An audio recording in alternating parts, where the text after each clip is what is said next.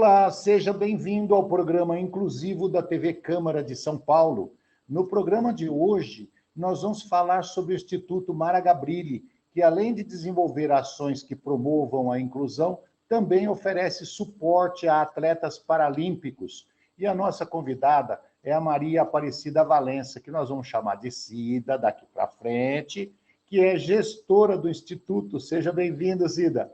Olá, muito obrigado, prazer estar com você, saudades também, bom revê-lo de alguma forma e bom estar aqui para a gente bater esse papo. Bom, eu acho que a Mara Gabrilli já é bem mais conhecida no Brasil do que a gente imagina, né? Roberto, eu acho que a Mara é mais aparecida do que eu.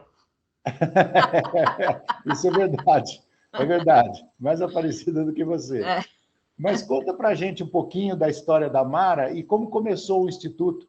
Sim, com prazer. A Mara, ela sofreu um acidente automobilístico há aproximadamente 25 anos atrás. Nesse acidente, ela quebrou o pescoço e, em consequência, tornou-se tetraplégica. A Mara, ela é psicóloga de formação, publicitária e sempre foi uma pessoa esportista. Ela continua, ela faz exercícios quase que diuturnamente, ela cuida muito do corpo, ela tem muita preocupação com isso. E logo depois que ela apresentou melhoras, assim, que conseguiu retomar a fala e tudo mais, ela teve o interesse em buscar pesquisa, trazer pesquisas para o Brasil. E naquele momento, para que isso acontecesse, ela precisava, então, ter um endereço físico, ter uma fundação, para então, de fato, trazer as pesquisas para o Brasil. E foi aí, então, que ela iniciou como uma fundação o projeto Próximo Passo. A PPP. Projeto Próximo Passo, porque hoje ele é um projeto do Instituto, é uma das vertentes de atuação do Instituto. Mas o Próximo Passo, quando a Mara iniciou, com a proposta de trazer a ideia do esporte adaptado para a pessoa com deficiência. Isso foi, ela realmente trouxe pesquisas para o Brasil, avançou, foi muito interessante, mas a questão do esporte também. Muitas pessoas procuravam o Instituto para entender que esporte, o que fazer, como fazer, onde buscar, e o Próximo Passo se manteve. Depois de alguns anos, há 13 anos atrás, também por ideia da Mara Gabrilli, a gente diz que o projeto Cadê Você, que hoje é um programa do Instituto, é neste programa que estão todas as ações sociais do Instituto. Também nasceu no coração da Mara a ideia do projeto Cadê Você, que identifica, que localiza, que mapeia as pessoas com deficiência nos territórios onde essas pessoas estão. Então, quando ela deu seguimento ao projeto Próximo Passo, isso ampliou. Depois de trazer todas essas informações sobre o esporte adaptado, o projeto cresceu e hoje o projeto apoia 30 atletas de alto rendimento. Esse apoio é um apoio também intenso. Nós tivemos nas 2 últimas Paralimpíadas atletas do Instituto participando. A gente tem um coordenador de esporte, que é o Tiago Gorgatti, que trabalha intensamente nesse apoio. E mesmo nesse cenário aí de pandemia, isso se manteve, ele fazia toda a grade de treino, todo o cuidado com os atletas, toda a orientação dos atletas de forma remota também. Então, hoje a gente tem 30 atletas que são apoiados pelo Instituto, mas a nossa proposta é ampliar e chegar ao número de 40 atletas. Ok. Numa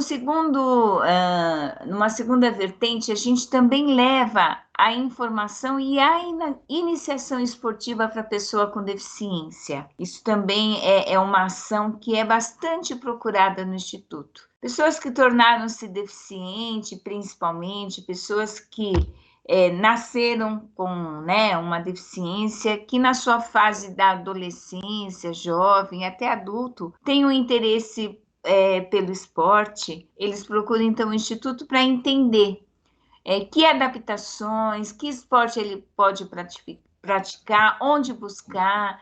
E é interessante que a gente também acaba dando um atendimento às famílias também.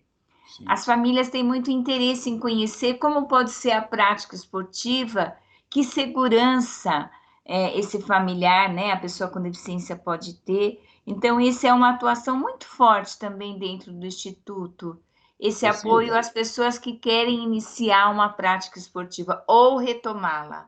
Ô, Cida, quando é que você conheceu o Instituto? Quando que você entrou no Instituto? Olha, eu conheci o Instituto em 2010 e foi interessante. Eu trabalhava num centro de reabilitação e a Mari esteve nesse centro de reabilitação para uma ação. E aí, com aquela conversinha de cantinho, eu falei para ela: nossa, trabalhando na reabilitação, a gente vê tanta necessidade, né, das pessoas terem informações logo que sofrem um acidente ou são acometidas por uma doença. Olha que coisa, eu fiz esse comentário com ela e ela me disse: mas então você precisa conhecer um projeto que a gente está desenvolvendo e logo vamos implantá-lo, que é o Cadê Você? E imediatamente me pôs em contato com a pessoa que estava desenvolvendo o projeto, e desde então, desde 2010, eu estou no Instituto. E desde 2010, trabalhando em todas as ações do projeto Cadê Você até hoje. Você sabe que 2003, 2004, eu já frequentava a PPP e já dava uns palpites lá, né? Já dava uns palpites. A sala era tão grande que não cabia duas cadeiras de roda. Um entrava, o outro ficava para lá de fora. Ela continua. E acredite você, nós temos hoje 2 salas, mas elas são do mesmo tamanho. Então, continua. Um fica dentro da sala e o outro na porta, no corredor. Você falou para a gente sobre a atuação do Instituto Maragabrilli na questão do esporte, né? Uhum. É muito importante, deu bastante ênfase nisso, e a gente está acompanhando também que a Mara defende alguns projetos de lei, ela cria alguns projetos de lei em defesa da pessoa com deficiência, Sim. mas tem uma atuação forte também em outras áreas, como saúde, por exemplo, educação, transporte. Eu lembro que ela bateu muito forte uma época na questão de calçadas, né? Sim. Mobilidade urbana. Uhum. O Instituto participa desse tipo de trabalho? Efetivamente. E eu acho que a participação do Instituto, ela é efetiva porque o projeto Cadê Você é um projeto que a gente identifica, localiza as pessoas com deficiência nos territórios, onde essas pessoas residem. Nós identificamos essas pessoas, buscamos um local que vai receber a nossa equipe, que pode ser uma igreja, uma escola, uma instituição, uma associação, amigos de bairro, enfim. Quando definiu-se o local, a gente então faz o mapeamento das pessoas com deficiência naquele entorno, né? Nas UBSs de referência, nas instituições, nas escolas, enfim. Depois de mapeado, essas pessoas são convidadas a participar do nosso atendimento, que acontece em mutirão. Nós realizamos um mutirão sempre aos finais de semana, ou num sábado ou num domingo, porque isso viabiliza a participação, inclusive da família, do cuidador. Então, essas pessoas são convidadas a participar. Nós vamos com uma equipe multidisciplinar, fono, fisioterapeuta, terapeuta ocupacional, psicólogos, advogados, médico fisiatra, assistentes sociais. E nós vamos para esse local onde as pessoas que foram convidadas vão receber o atendimento da equipe.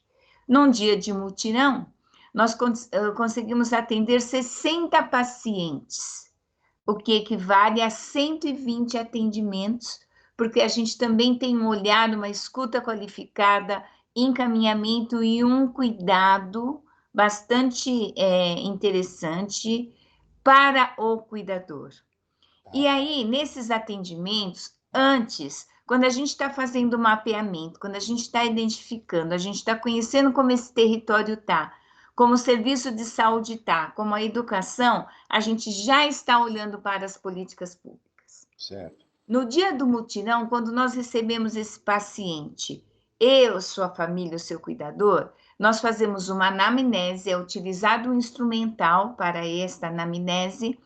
Então, a partir da anamnese, das necessidades, das solicitações que traz o paciente, que traz a família, mais a anamnese, e o olhar do cuidador, do técnico que está recebendo essa família, esse paciente, a gente está entendendo como estão as políticas públicas naquele território.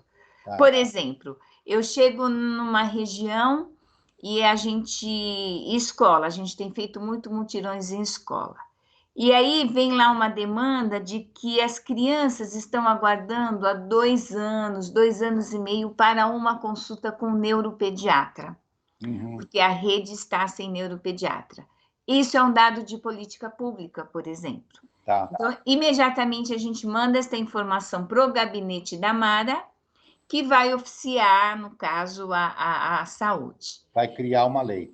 Isso. Aí, isso é durante o mutirão, a gente está antes, durante o mutirão e depois do mutirão. Quando a gente realiza o mutirão, após 50 dias aproximadamente, uma assistente social do projeto faz contato com todo o paciente e família atendida no mutirão, porque eles saem de lá depois de receber orientação, eles recebem os encaminhamentos, que também a gente busca fazer encaminhamentos qualificados, sempre olhando para o fluxo do SUS, sempre olhando para as propostas, para que as políticas sejam efetivas. E daí, então, a gente também está olhando para a política. Nós vamos precisar fazer um rápido intervalo. Nós estamos conversando com a Maria Aparecida Valença, que é gestora do Instituto Maragabrilli, na área do esporte. Nós vamos para um rápido intervalo e já voltamos.